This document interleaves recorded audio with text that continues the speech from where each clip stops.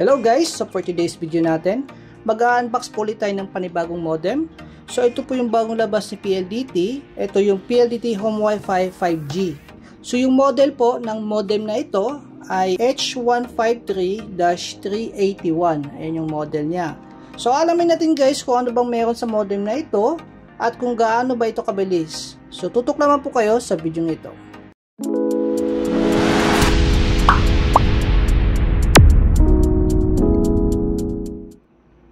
Okay guys, so i-unbox natin siya guys at alamin muna natin kung ano ba yung mga inclusion ng modem na ito. So nabili natin siya guys sa mismong Smart Concept Store sa mall sa halagang 1,490.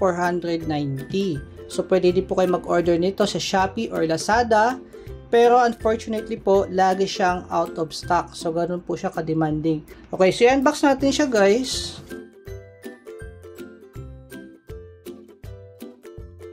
Okay, so dito meron tayong sticker, ano? Ayan, IMEI sticker niya. And then yung warranty card at quick guide, okay? So yun lang yung kasama, no? Sa kanyang mga instruction. And then of course, ito na yung ating modem. Okay, kunin natin siya. So ganito yung tsura niya guys, no? Pataas, pahaba siya, no? Ayan. Okay. And then, yung ating SIM bed.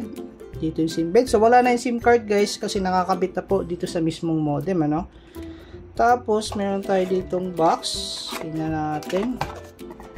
Yan. So, may kasama po siyang LAN cable. So, may LAN cable siyang kasama. And of course, yung kanyang power adapter. Labas natin to. Para matry natin, ano, mamaya. Balik natin to lahat. Okay, so ito yung ating modem. Kung makikita nyo, napaka-simple lang yan, no? Basic lang, ano, yung tsura niya. So dito meron tayong status LED signal, 4G. And then sa taas, 5G. So dito nyo malalaman guys kung makakakuha kayo ng 5G signal. Okay, so sa kanyang likuran, meron tayo siya ditong LAN port. And then, yung sa tabi niya is phone port po ito, no? And then, dito naman, yung sa power adapter and WPS button, okay? So, ganoon lang siya guys, kasimple, no? So, wala nang iba. Sa taas, simple lang, plain. Sa baba, okay? So, dito yung lagayan ng kanyang SIM card. Yan, so, i-open nyo lang. Tapos, malalagay nyo na siya dyan. Okay, so dito guys, makikita nyo na dito din po yung reset button. Yan. Kung sakali may problema, pwede nyo pindutin to para ma-reset nyo yung modem nyo, ano. Yan, so dito nyo lalagay. Okay. Tapos, wala nga lang siyang port for antenna. Okay, pero ito po guys ay namo-modify. So kung gusto nyo po lagyan ng antenna port, pwedeng bumili kayo sa Shopee or Lazada yung may mga antena, no, na pwedeng yung ikabit dito. So ang gagawin lang po dyan guys, bubutasan nyo lang po yan kasi yung loob nito meron po siyang kabitan ng antena. So be sure lang po, may idea kayo kung paano mag-install ng external antenna sa ganitong modem. Kasi kung wala kayong alam, pwedeng masira nyo po yung modem, okay? So ngayon guys, itatry naman natin siya kung gaano ba to kabilis. Okay guys, so ito na yung ating modem, ano. So instead na gamitin natin yung kanyang mismong SIM card, ang gagamitin natin SIM card dito ay itong Talk and Text na 5G SIM ko. Okay, so itong SIM na ito guys, meron po itong only data. Okay, so may only data 599 po ito. 5G na siya na SIM, so saktong-sakto pwede natin magamit dito, ano. So titignan natin kung gaano siya kabilis kung ibang SIM yung gamit natin. Okay, so alisin natin yung kanyang SIM mismo.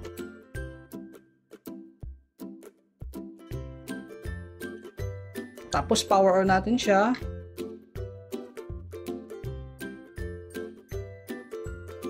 Okay, tapos punta na tayo sa ating computer.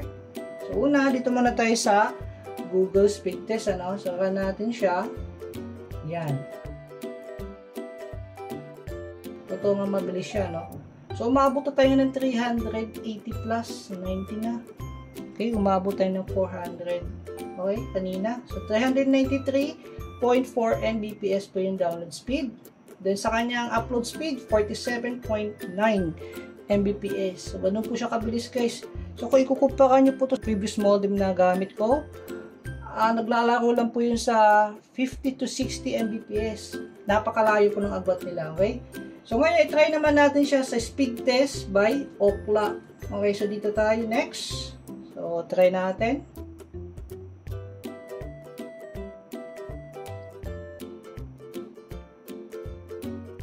Okay, so dito sa ating speed test, Ookla, umabot tayo ng 537 Mbps sa kanyang download speed. And then sa upload speed naman, umabot tayo ng 45.42 Mbps.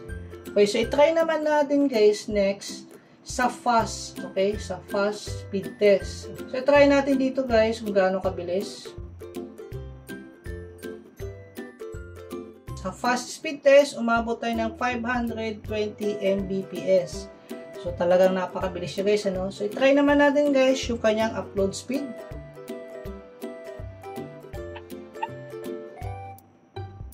Okay, so sa kanyang upload speed naman, umabot tayo ng 42 Mbps. Okay, so please take note guys na yung gamit natin dito ay yung Talk and Text Only Data 599. So, napakasulit niya kung yun yung gagamitin nyo guys na promo. So, working siya dito sa modem na ito, kaya wala kayong magiging problema. Sa halagang 600 lang, makaka-avail na ako ng ganito kabilis na internet speed.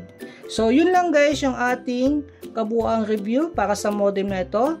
So, sana po nakatulong yung video namin ngayon. And please don't forget to subscribe po sa aming YouTube channel para lagi po kayong updated sa mga panibagong video namin. Thank you po for watching.